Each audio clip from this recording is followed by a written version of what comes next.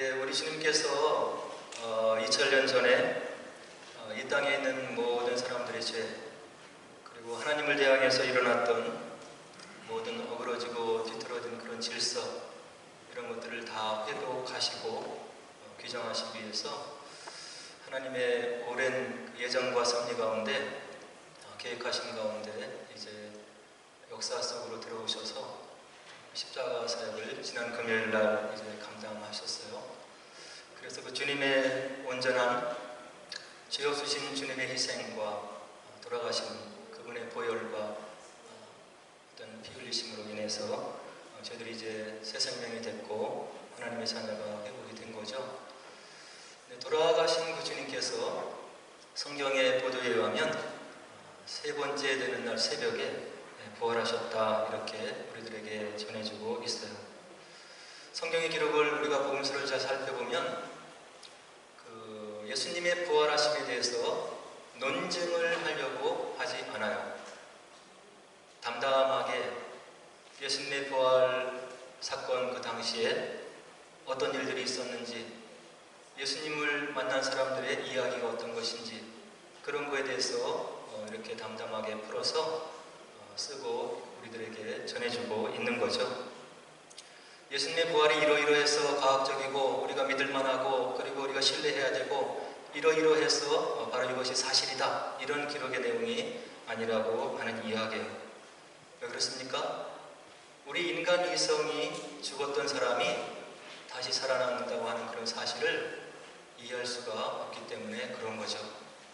아무리 기가 막힌 설명을 늘어놓아도 우리 인간 이성은 시간과 공간에 닫혀있는 그런 제한적인 그런 역할을 하고 있기 때문에 우리 인간 이성이 그것을 필요충분적으로 납득하게 이해를 할 수가 없는 거예요. 그래서 어떤 사람들은 이 부활은 믿음의 영역이다, 이렇게 얘기를 하고, 그 믿음의 영역, 성경에 있는 믿음의 법칙을 믿는 사람들에게 삶 속에서 부활의 영광과 능력과 체험이 우리 삶 속에 그대로 임하게 되는 거죠.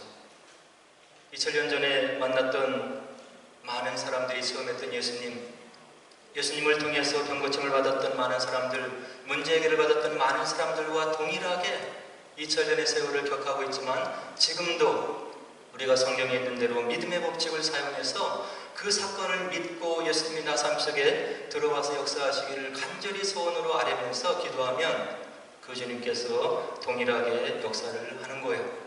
그 믿음의 체험이 있기 때문에 우리가 이 부활 사건을 또 동일하게 믿음으로 고백할 수가 있는 거죠. 그래서 마가복음을 보면 설명할 수 없는 것을 설명하려고 하지 않고 부활 사건을 접한 여인들의 충격과 놀라움을 그대로 담담하게 전해주고 있어요.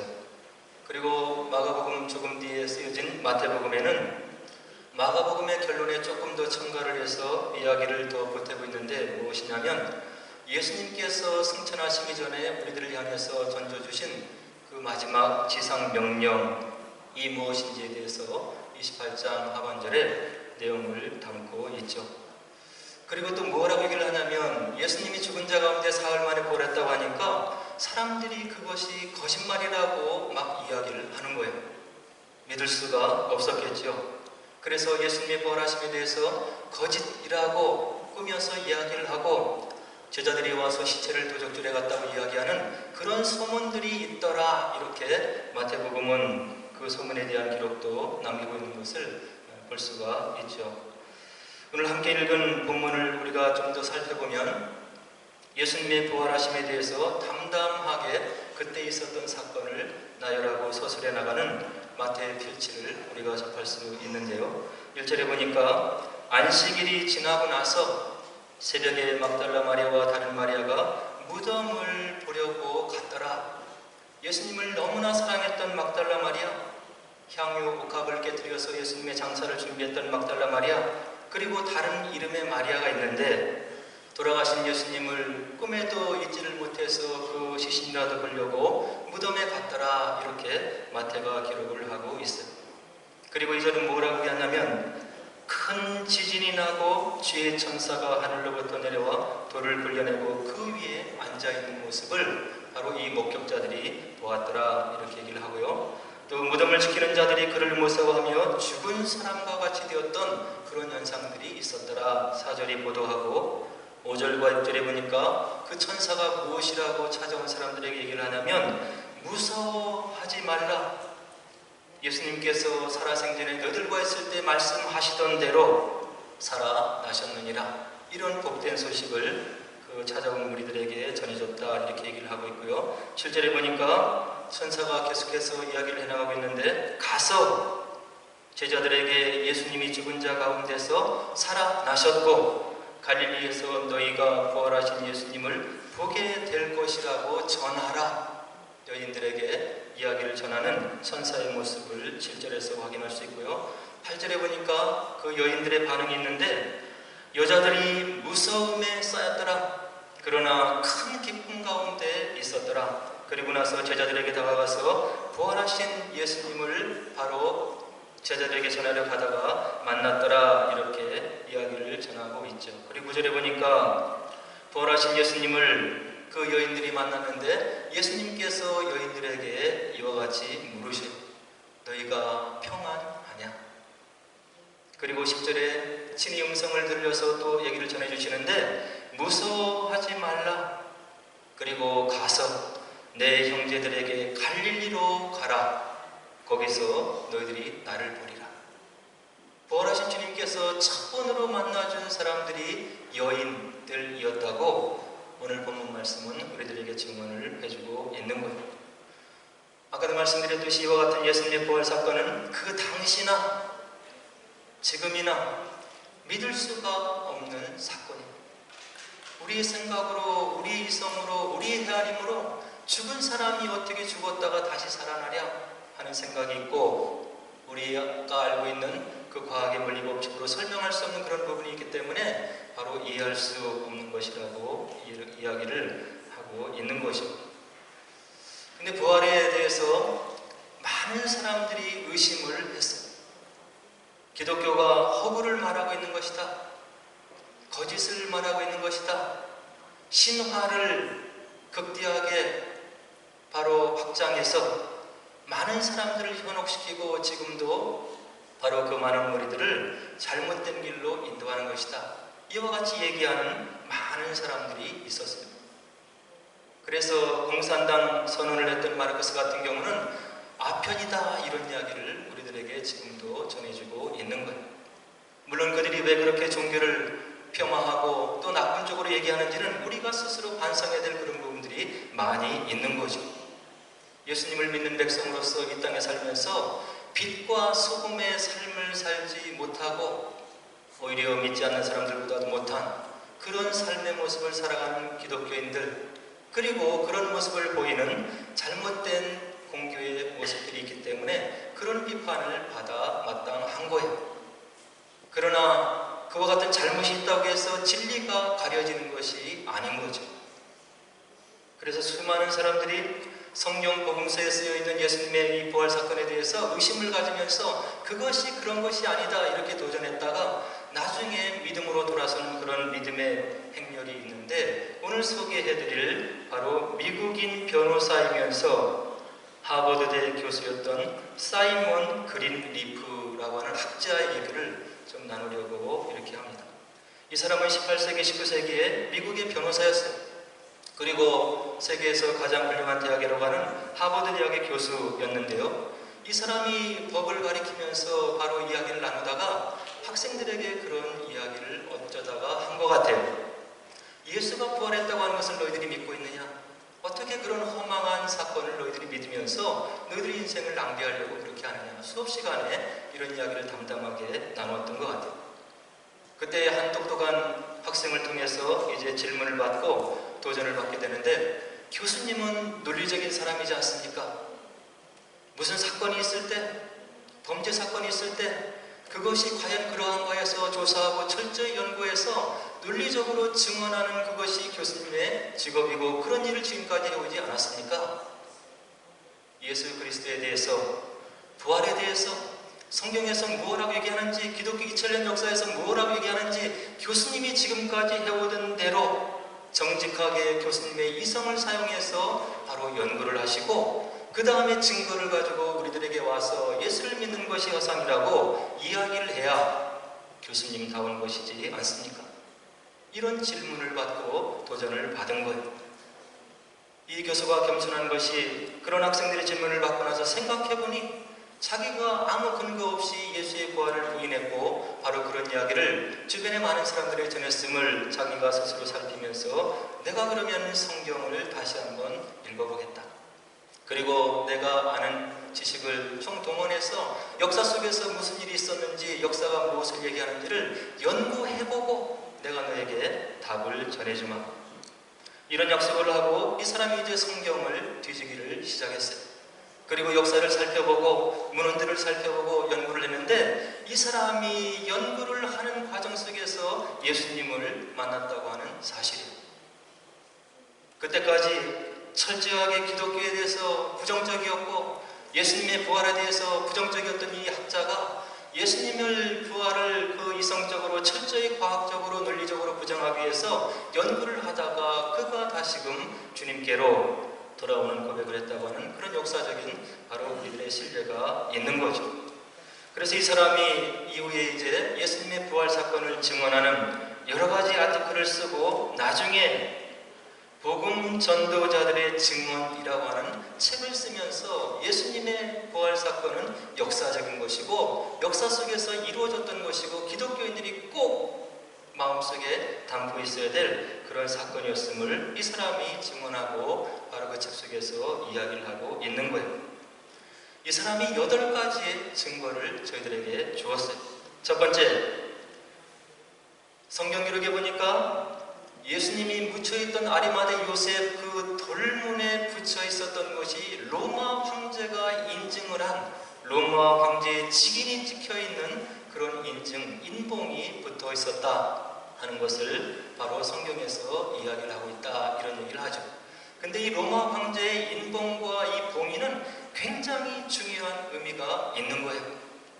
함부로 그것을 훼손할 수 없는 그때 당시에 세계 최강인 로마 황제의 권위가 묻어있는 그런 인봉이었다고 하는 이야기예요. 병사들이 지키고 있는 그 현장 속에서 자기 목숨이 10개가 되지 않는 이상 이 인봉을 떼내기 위해서 예수님이 묻혀있던 곳에 다가와서 그 인봉을 훼손하면서 바로 무덤에 접근할 자가 아무도 없을 것이라고 하는 것을 이성적으로 생각해봐도 납득을 할 수 있는 일이다. 이렇게 첫 번째 증거로 이야기를 해주고 있는 거예요. 마태복음 27장 66절이 돌을 인봉하였다. 이렇게 우리들에게 증거를 해주고 있죠. 그 다음에 성경 속에서 이 사람이 발견한 두 번째 증거는 무엇이냐면 예수님의 무덤이 빈 무덤이라고 하는 사실을 이 사람이 바로 집어낸 거예요. 만일 그때 당시에 유대인들이 예수님을 대항해서 일어났던 종교 지도자들, 바리새인들, 대제사장, 서기관들이 바로 제자들이 퍼뜨리는 예수님에 대한 그 부활 사건에 대한 그것이 거짓이라고 한다면 무덤 속에 있는 예수님의 시신을 꺼내와서 그때 당시에 보여주면 그 제자들의 증언은 바로 중단이 되는 거예요. 많은 사람들을 현혹시키고 거짓된 진리로 인도하고 종교 지도자들의 권위를 바로 도전하는 그런 사건이 있었다고 한다면 이 바리새인들과 종교 지도자들이 무덤에 가서 묻혀있는 놓여있는 예수님의 시체를 꺼내와서 여기 예수의 시체가 있는데 어찌 부활했다고 하느냐 이렇게 간단하게 하면 그때 당시에 모든 소문이 잠재워질 수 있는 그런 여지가 있었다고 하는 이야기. 그러나 아무도 그렇게 할 수가 없었어요. 세 번째는 무엇이냐면 큰 돌을 이 학자가 증거로 들고 있어요.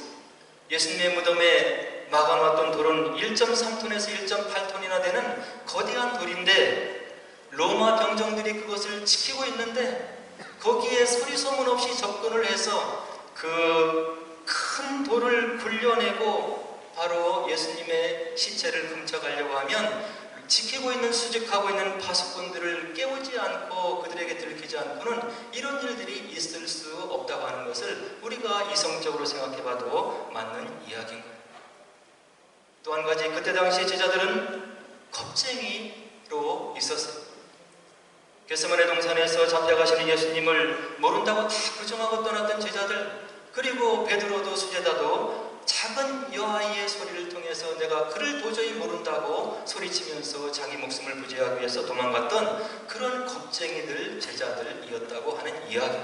그들이 파수꾼들이 수직하고 있는 돌에 무덤에 접근을 해서 그것을 굴려내고 예수님의 시체를 꺼내갔다고 하는 것은 더더욱 우리가 생각할 수 없는 그런 것이다 하면서 큰 돌이 세 번째 증거다, 이렇게 이야기를 하고 있는 거죠. 네 번째 증거는 조금 전에 말씀드렸던 파수꾼들의 행색을 우리가 볼 수가 있는 겁니다. 예수님이 이제 아리마대 요셉 무덤에 이렇게 놓여 있을 때 이 종교 지도자들이 이제 두려운 거예요. 그들의 권위를 묵살했던 예수님, 그들의 거짓된 권위를 땅에 실추시켰던 예수님이 이제 살아생전에 그 제자들에게 얘기했던 대로 죽은 지 사흘이 되어서 혹시 깨어난다고 한다면 자기들은 갈 곳이 없는 거예요. 그래서 대제사장들과 바리새인들이 빌라도에게 가서 이런 요청을 합니다. 속이던 자가 예수가 죽은 지 사흘 뒤에 살아나겠다고 그가 살아생전에 이야기를 했다. 그러니 그 무덤을 적어도 사흘까지는 굳게 지켜서 그런 일들이 없도록 우리를 좀 도와달라, 이렇게 빌라도에게 이야기를 하죠. 마태복음 27장 65절 66절에 보니까 빌라도가 그들에게 이와 같이 이야기를 전하고 있어요. 빌라도가 이르되 너희에게 경비병이 있으니 가서 힘대로 굳게 지키라 하거늘 그들이 경비병과 함께 가서 돌을 인봉하고 무덤을 굳게 지키니라. 이 파수꾼들이 있었다고 하는 이야기. 이들을 바로 눈에 띄지 않고 예수님의 무덤에 접근을 해서 그 시체를 훔쳐가는 것은 바로 말도 안 된다고 하는 이야기죠. 다섯 번째 증거는 성경에서 무엇을 찾았냐면 예수님이 부활하신 다음에 무덤에 가지런히 바로 놓여있는 수건과 세마포를 이 바로 법학자가 다섯 번째 증거로 이야기를 하고 있죠. 요한복음 20장 6절 7절에 보면 시몬 베드로는 따라와서 무덤에 들어가 보니 세마포가 놓였고 또 머리를 쌌던 수건은 세마포와 함께 놓이지 않고 딴 곳에 쌌던 대로 놓여 있더라. 혹시 누군가가 파수꾼을 들고 1.3톤에서 8톤 되는 그 돌을 굴려내고 예수님에게 접근을 해서 그의 시체를 훔쳐가려고 시도를 했다 하더라도 그 경황 중에 예수님의 몸에서 그 옷을 벗겨내고 그것을 한쪽에 가지런히 개켜놓고 머리에 쓰인 수건, 그 수건을 바로 옆에 가지런히 놓고 그 시체만을 들고 갈 그런 경황과 정황이 어디에 있겠느냐 하는 이야기. 목숨이 경각에 달려있는데 그럴 경향이 어디에 있고 바로 이렇게 할 수 있는 그런 이성적인 그런 침착함이 어떻게 범인에게 있을 수 있겠느냐. 이것은 명백한 바로 예수님의 부활의 증거다, 이렇게 이야기를 하고 있는 겁니다. 그 다음에 여섯 번째 증거는 무엇이냐면 예수님이 부활하신 것에 대해서 이 땅에 예수님께서 40일 동안 계시는데 부활하신 이후에 40일간 여러 곳에서 10번 이상 제자들을 만나면서 부활하신 예수님을 만난 목격자들이 너무나 많이 있다고 하는 이야기. 한두 명이 아니고 너무나 많은데 그것을 바로 베드로 사도 바울은 다음과 같이 그의 서신 고린도전서 15장 3절로 8절로 이와 같이 우리들에게 증언을 해주고 있어요. 성경대로 그리스도께서 우리 죄를 위하여 죽으시고 장사 지낸 바 되셨다가 성경대로 사흘 만에 다시 살아나사 게바에게 보이시고 후에 12 제자에게와 그 후에 500여 형제에게 일시에 보이셨나니 그 중에 지금까지 대다수는 살아있고 어떤 사람은 잠들었으며 그 후에 야고보에게 보이셨으며 그 후에 모든 사도에게와 맨 나중에 만삭이 되지 못하여 난 자 같은 내게도 보이셨습니다. 부활하신 예수님께서 이 땅에 40일을 계시면서 부활체 그 몸을 입으시고 수많은 사람들에게 그분이 다시금 살아나셨음을 증거하고 바로 전했다고 하는 것을 사도 바울이 그의 친필로 우리들에게 증거를 해주고 있는 것. 예수님의 부활에 대한 증거, 증례수가 노르고 넘치도록 바로 성경 속에 있음을 이 학자가 바로 집어주고 있는 거죠. 그리고 일곱 번째 증거는 무엇이냐면 첫 번째 예수님의 부활을 목격한 사람이 다른 사람이 아니고 여인들이라고 하는 사실에 이 법학자가 바로 그 의미를 부여하고 있는 것. 오늘도 본문에서 보면 막달라 마리아와 다른 이름의 마리아가 등장하고 있잖아요. 남자들은 다 무서움과 두려움에 떨고 있는데 여인 2명이 예수님을 사모해서 무덤에 찾아갔다가 부활의 첫 증인으로 지금 성경에 기록되고 있는 거예요. 그러면 여인의 부활의 증인의 그 의미가 왜 중요합니까? 그때 당시 예수님 당시 그리고 고대 이스라엘 당시는 여자는 죄송하게도 사람 수에 들어가지 않았던 거예요. 출애굽 때도 마찬가지고 이스라엘 역사도 마찬가지고 예수님 당시도 변함없이 마찬가지였던 거죠. 다시 말하면 법률적으로 여인들의 증언은 법률적으로 유력한 그런 증인으로 채택될 수가 없다고 하는 그때 당시의 관행들이 바로 있었다고 하는 이야기. 그렇다고 한다면 만일 성경이 조작이라고 한다면 첫 번째 부활을 목격하는 그런 사람으로서 여인을 바로 조작이었다고 한다면 이 성경 기록자가 의도적으로 뺐었어야 된다는 것을 이 법학자가 지금 이야기를 해주고 있는 거죠. 그리고 여인 대신에 바로 예수님의 제자들이나 그 남자들을 첫 번째 부활 증거자로 바로 예수님께서 만나주셨다고 하는 그런 기록을 남겼어야 그때 당시에 바로 이론과 사리에 맞는 것이다 하는 것을 이 사람이 짚어내면서 바로 7번째 증거로 바로 여인들을 그 첫 목격자로 지적하고 있는 거고요. 그 다음에 마지막 8번째 증거는 예수님의 부활 이후에 겁이 많고 비겁하고 예수님을 그렇게 지근거리에서 따라다녔던 모든 예수님의 제자들이 예수님의 약속대로 열흘 동안 마가 요한의 다락방에서 기도하고 예수님께서 약속하신 보혜사 성령을 그들이 충만하게 체험한 다음에 가룟 유다를 피하고 바로 사도 요한을 제하고 모든 제자들이 담대하게 순교의 길을 걸어갔다고 하는 윤리적인 도덕적인 증거가 우리들에 있다고 하는 이야기. 세상에 그 어떤 사람이 거짓을 위해서 자기가 믿음으로 확신할 수 없는 것을 위해서 자기 생명을 내놓을 수 있냐고 이 학자가 지적해서 이야기를 해주고 있는 겁니다. 불과 2달이 못 되는 50일 전만 해도 예수님을 부인하고 철저히 부인하고 도망갔던 그 제자들, 겁쟁이들, 배은망덕한 그들이 성령의 충만을 받은 다음에 그의 온 생애를 예수님을 향해서 믿음을 위해서 다 순교자로 바로 이 땅의 삶을 마감하는 제자들의 그 행전을 우리가 사도행전과 기독교 역사 기록을 통해서 우리들이 볼 수가 있는 거예요. 이들의 변화 그리고 초대교회 이후 예수님을 참으로 만났던 수많은 사람들, 순교의 길을 걸어갔다는 그 사람들이 피로 예수님의 부활의 증거를 바로 그들이 피로 증거하고 있음을 바로 이 학자가 얘기를 하면서 이러저러한 8가지 이유로 나는 예수의 부활을 역사적인 것으로 인정하고 내가 이제 유대교에서 나와서 그리스도인이 되기를 원한다, 이런 고백을 바로 사이먼 그린리프라고 하는 위대한 학자가 우리들에게 했다고 전해주고 있는 거죠. 부활은 무엇입니까?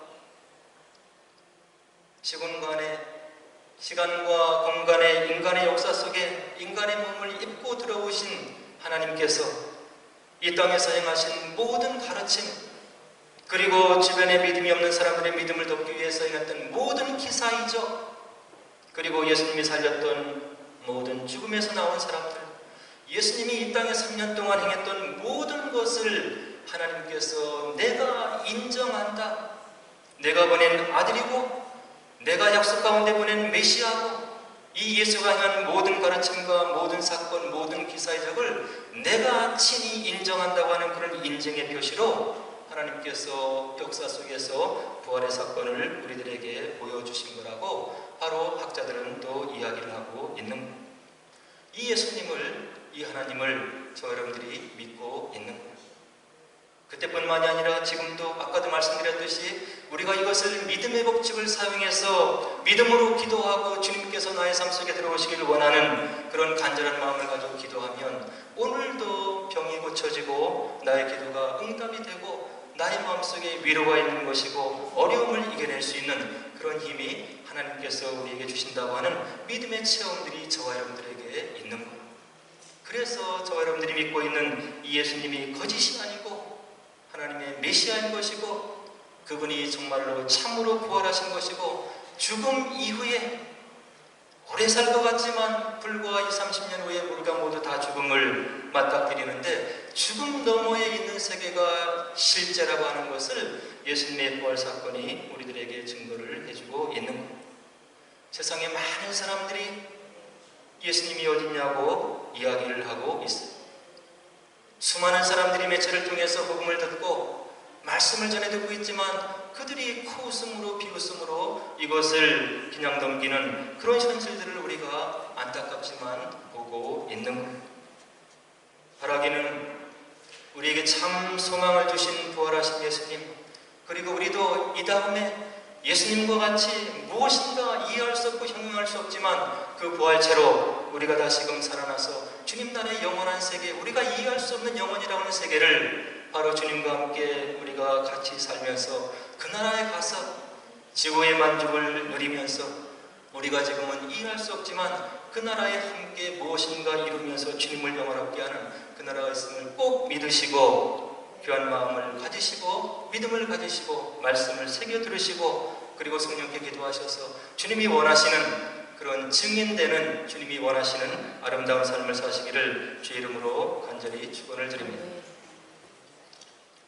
함께 기도하도록 하겠습니다.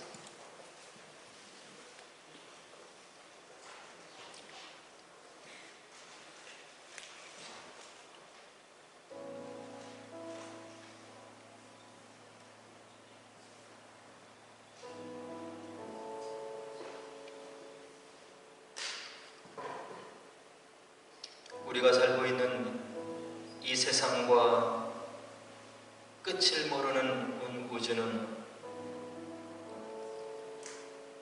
그 크기와 넓이와 규모가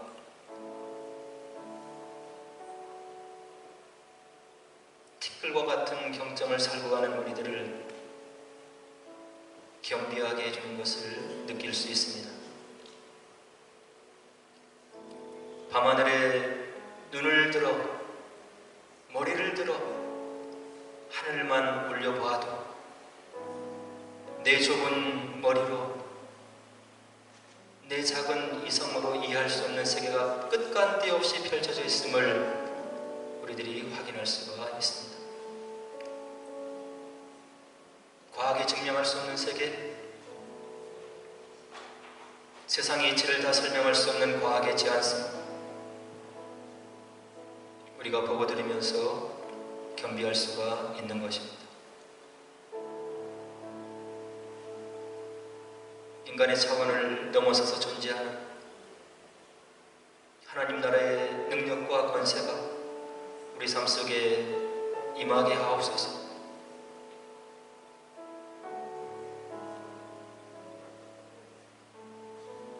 영원하신 하나님 앞에 우리가 겸비하게 하옵소서. 겸손한 자에게 은혜를 주시고 섭리하시고 그분 나라의 영광을 보여주시는 그 하나님을 만나게 하옵소서. 이 땅에 얼마 안 되는 삶을 우리가 살아가면서 영원을 사는 것 같이 자만하지 않게 하옵소서. 주님께서 우리에게 주신 구원의 선물, 그 영원한 세계를 마음속에 꼭 담고 주님이 원하는 보배롭고 존귀하고 아름다운 제자로서의 삶을 살게 하옵소서. 말씀이 역사하고 성령께서 주관하시는 보배롭고 존귀하고 주님이 동행하는 믿음의 삶이 되게 하옵소서. 부활의 증인이 되게 하옵소서. 함께 기도하도록 하겠습니다.